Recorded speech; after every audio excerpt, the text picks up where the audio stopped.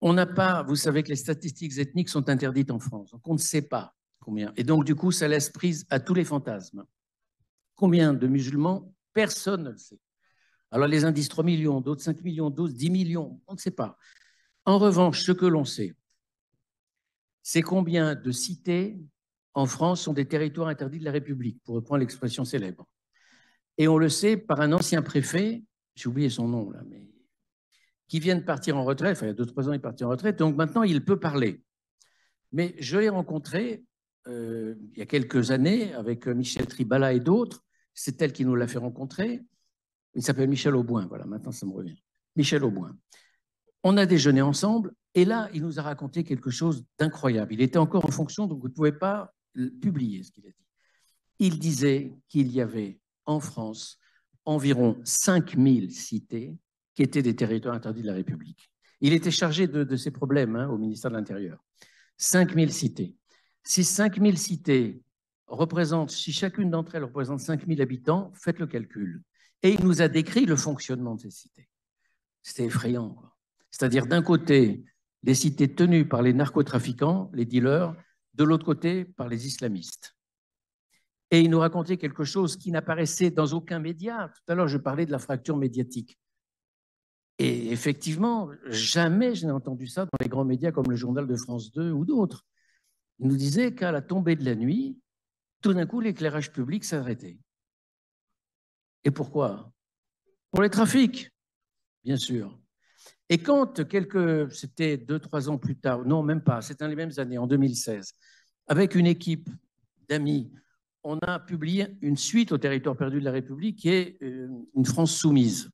On a interrogé là cette fois beaucoup de gens, pas seulement des enseignants, mais des soignants, des médecins hospitaliers ou médecins privés, des gendarmes, pas beaucoup, enfin plutôt des CRS et policiers, pas beaucoup, parce que beaucoup avaient peur de parler. Pour vous donner une idée de la peur de parler, le jour où, grâce à un contact dans la police, on a une rencontre dans un café du Marais avec 7 policiers CRS qui viennent en civil, bien sûr, ils sont tous d'accord pour venir enregistrer clandestinement, sous anonymat total, on leur garantit absolument tout, et dans un lieu privé. Le jour dit, 2 sont venus, 2 sur 7. Bon. Donc, on a les témoignages de quelques policiers, de personnel soignant, de travailleurs sociaux, beaucoup, d'enseignants forcément, etc.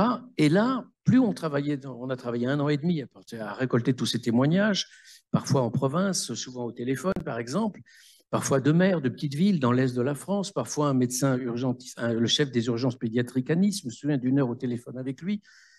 Les cheveux se hérissaient sur la tête. Je veux dire, mais quand on écoutait ces gens-là qui nous parlaient de la France profonde, la France réelle, la France du quotidien, et qu'on écoutait le journal de France 2, je me croyais en URSS. Mais ça n'avait rien à voir, c'était le journal de l'Union soviétique. C'était l'information Pravda, l'information Potemkin. Ça n'avait rien à voir avec le pays dont ces gens-là me parlaient. Et ce n'était pas l'antisémitisme qui mettait en avant. C'était tout simplement la violence, les dysfonctionnements, la décivilisation, la barbarie qui envahissait. Tout le monde sait, vous êtes tous de France, tout le monde sait aujourd'hui que vous ne pouvez pas entrer dans un hôpital ou dans une poste, un bureau de poste, sans avoir des affichettes. Toute agression contre le personnel sera punie, etc. Mais il y a 20 ans, ça n'existait pas. Bon, bref, en un mot, ce que nous disait Michel Auboin, c'était l'existence de cette France-là. Quantifier cette France était difficile, mais il nous mettait sous les yeux un fonctionnement terrible, qui est conforté aujourd'hui par un grand nombre d'enquêtes et par un certain nombre de témoignages d'avocats, Thierry de Montbrial, par exemple, avocat français, qui dit, lui, les choses très clairement. Thibault de Montbrial, et d'autres du même acabit. Voilà. Mais la quantification est difficile à faire.